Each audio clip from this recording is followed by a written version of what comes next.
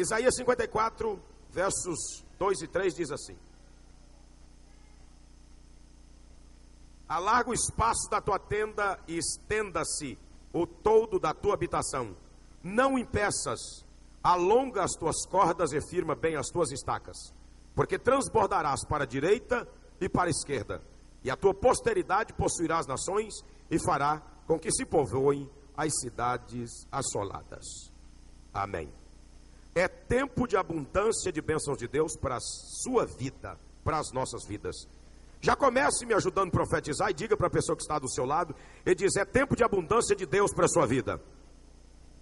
E diga para essa pessoa: tome posse dessas bênçãos de Deus. Se você acredita nisso mesmo, então glorifique o nome do Senhor e aplauda o Senhor Jesus.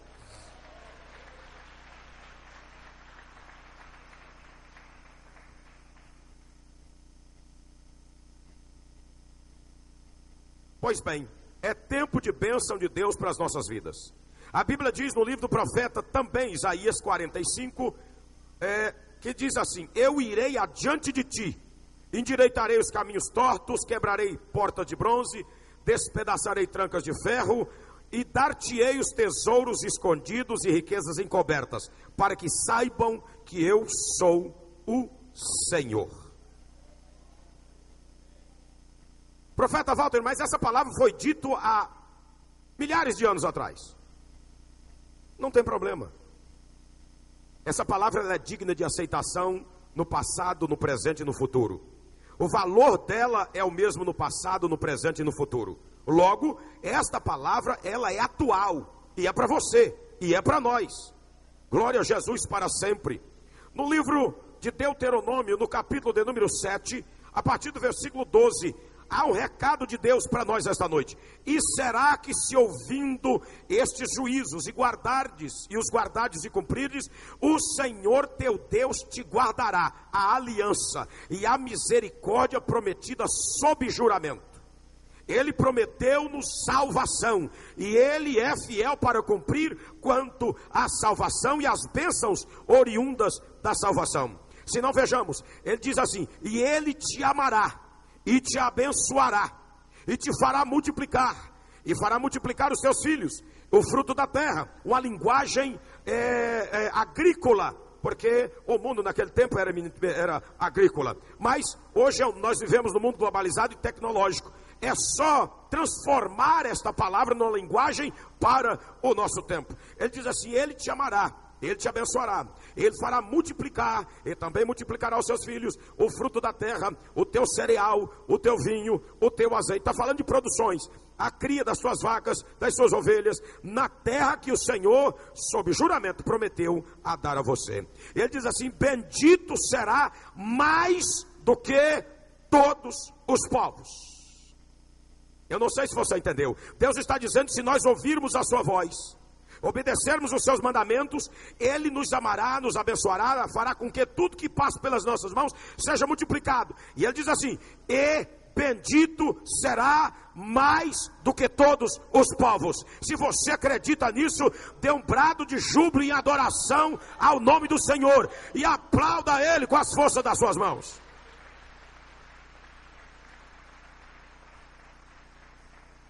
Louvado seja o nome do Senhor para sempre. E ele completa dizendo no versículo 15, parte A: e o Senhor tirará do meio de ti, ou afastará do meio de ti, todas as enfermidades. No mesmo livro de Deuteronômio 33, 29, ele diz: feliz és tu, ó Israel, parafraseando, feliz és tu, ó igreja do Senhor, ó crente lavado, remido no sangue do Cordeiro. Ele diz: quem é tu? Povo salvo pelo Senhor. E ele é o quê? Escudo que te socorre, espada que te dá alteza. Assim os teus inimigos te serão sujeitos, e tu pisará nos seus altos. O que Deus está dizendo é que nada pode deter-nos na nossa caminhada, e em tudo que fizermos seremos abençoados, prósperos, honrados, para a glória do seu nome e para a sua alegria. Aleluia. O profeta volta: mas quando é que essas bênçãos de fato e de direito vai chegar nas minhas mãos? Já que é promessa de Deus para a minha vida. Em primeiro lugar, quando cremos de todo o nosso coração que o Senhor Jesus pode tudo e em todo o tempo. Às vezes a gente crê que Ele pode tudo. Só que na prática a gente não consegue crer que Ele pode tudo em todo tempo. Ah, se nós crêssemos como Jesus quer. Ah, se nós crêssemos. Não teria doença que resistiria à autoridade de Deus sobre nós? Não teria escassez que resistisse à autoridade de Deus sobre nós por muito tempo? Os adversários, de fato, aconteceria o que está escrito na Bíblia, eles viriam por um caminho e por 7 eles teriam que cair fora. Todos nós seríamos cheios do Espírito todo o tempo, de forma plena. Nós desfrutaríamos do melhor que Deus tem para nós. Porque Deus não tem duas palavras, irmãos. A prosperidade no âmbito espiritual é para todos. A prosperidade no âmbito ministerial é para todos. A prosperidade no âmbito material, financeiro, quantas conquistas profissionais, empresariais e aí por diante, é para todos. Não é para alguns, é para todos. E Ele só tem uma palavra. Oxalá se nós conseguíssemos crer desta maneira. Eliane, eu estou feliz porque você veio. Essa moça estava de tarde e me mandou uma mensagem para mim. Eu estou de cama. Eu estou com muita dor nas costas e dor de cabeça. E eu disse para ela, aí eu liguei para ela e disse, a igreja é o lugar da cura. Foi isso ou não foi que eu disse? A igreja é o lugar da cura. Então o adversário coloca algumas picuinhas na nossa vida. E aí, a gente se abstém de ir à casa da bênção. É na casa de Deus que nós seremos abençoados. É na presença do Pai que nós seremos abençoados. Então muitas vezes nós ficamos aquém, porque nós não conseguimos, nós cremos em tese que Jesus pode tudo. E cremos em tese que Ele pode tudo e em todo o tempo. Mas na prática, quantas vezes nós não conseguimos colocar essa crença e essa confiança em prática? Como é que prova que Jesus pode tudo e pode todas as coisas em todo o tempo? Quando o anjo do Senhor encontra com Maria para falar a respeito de Jesus, Maria se espanta, como é que pode? Eu não conheço nenhum varão, não tive relacionamento com ninguém, como é que isso vai acontecer? Então o anjo do Senhor diz assim, para Deus tudo é possível. Para Jesus Cristo tudo é possível. E quando Ele fala tudo, Ele está falando tudo. Nada fica de fora. Ele está falando exatamente tudo. No Evangelho de Marcos 9:23, quando Jesus desce do monte da transfiguração, então está lá ao pé do monte o moço endemoniado e o pai dizendo, os seus discípulos não puderam curar. Então Jesus disse, tudo é possível ao que crê. E aquele homem diz, eu creio. E ele faz uma rápida análise e percebe que a fé dele era uma fé instável, não tinha estabilidade na fé. E ele diz assim, Senhor, ajuda-me na minha fé.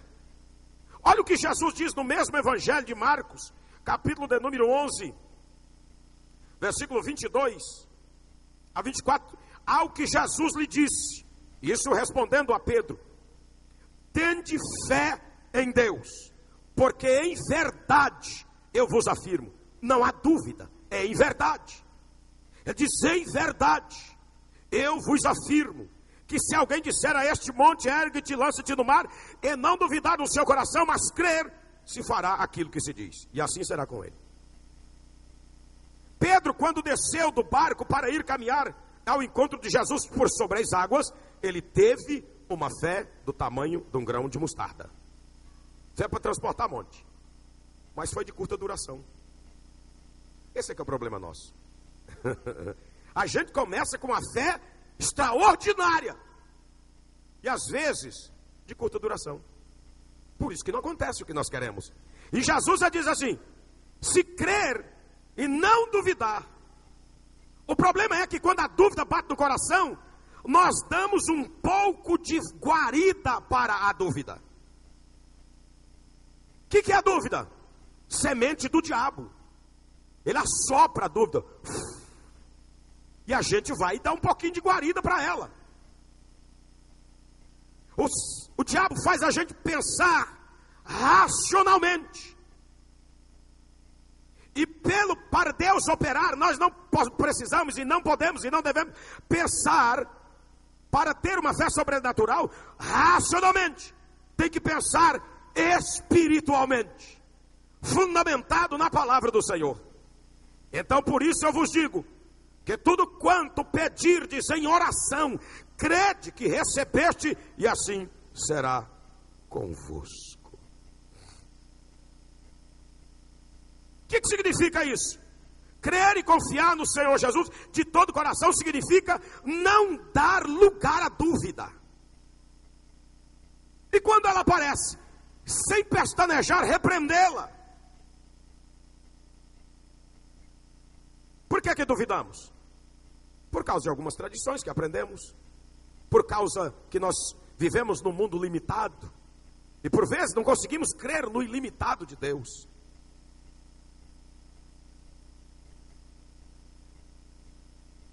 E às vezes a dúvida coloca em xeque a nossa confiança no Senhor.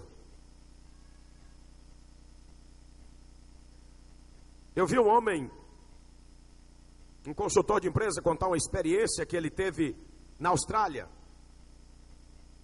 Mostra bem o que é fé, o que é confiança.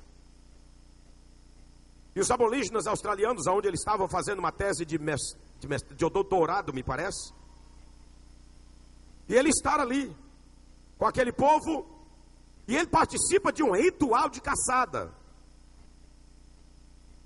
Eles foram para caçar, e eles participaram de um ritual para caçar um animal, me parece que é uma ave chamada iglu. Que a pata dele são 3 dedos para frente e 1 para trás. Então, a noite que antecedeu a caçada na prática, eles fizeram um ritual, uma cerimônia, como se estivesse caçando o animal. E ele pergunta: por que vocês estão fazendo isso? Ele diz: nós estamos caçando o animal hoje, amanhã nós só vamos buscá-lo. Isso é fé. É um tipo de fé. Você vê que os índios, aborígenes, eles não têm o conhecimento que nós temos da palavra. Eles faziam um ritual, uma festa, comiam outras carnes, ou carne de iglu que eles já tinham caçado, mas eles estavam comemorando o iglu que iam só buscar. No outro dia, esse homem que estava fazendo essa tese de doutorado, ele vai junto com eles para a caçada. E eles desenham para ele como é que era o rastro do animal, ou da ave. Todo rastinho que ele via, ele erguia a mão. O que é? É iglu? Não, eu vou citar aqui os animais brasileiros. É uma paca. Não interessa, nós queremos iglu. Lembra da cerimônia ontem? Nós caçamos iglu. Então não interessa quanto tempo eu vou encontrar, nós só viemos buscar. Caçar, nós caçamos ontem. Aí eles caminham um pouco. Outro rastro, é de iglu? Não, é de uma anta. Não serve. Mas a anta é grande. Não serve, nós caçamos ontem à noite. Iglu, fé com propósito definido. Alvo definido. Até que os índios se zangaram com ele. Você está atrapalhando a nossa caçada, não serve para nos ajudar não. Vai para a retaguarda. Você não serve para ir para a linha de frente não. Porque todo rastro que ele ia vendo, ele ia mandando parar. E outra coisa não interessava para eles.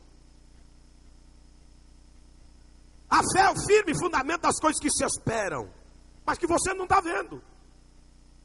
Mas você tem que ter uma confiança indubitável no Senhor Jesus, que você fazendo a sua parte, certamente a bênção virá ao seu encontro. A libertação chegará na sua vida. A bênção da prosperidade te alcançará. A bênção da abundância te alcançará. Da multiplicação te alcançará. A bênção da salvação alcançará a vida dos seus entes queridos. Isso é a palavra de Deus. Um dia chegou a irmã para mim desesperada, disse: ô pastor, ora a Deus aí para ver se Deus tem plano de salvação na vida do meu filho. Eu digo: não precisa orar não. Ah, precisa não? Claro que não. Deus já te revelou. Eu digo: já. O que Deus falou? Está na palavra. Eu peguei e mostrei a palavra para ela. Ah, quer dizer que assim é lógico, irmã. Tem que aprender a crer no decreto de Deus.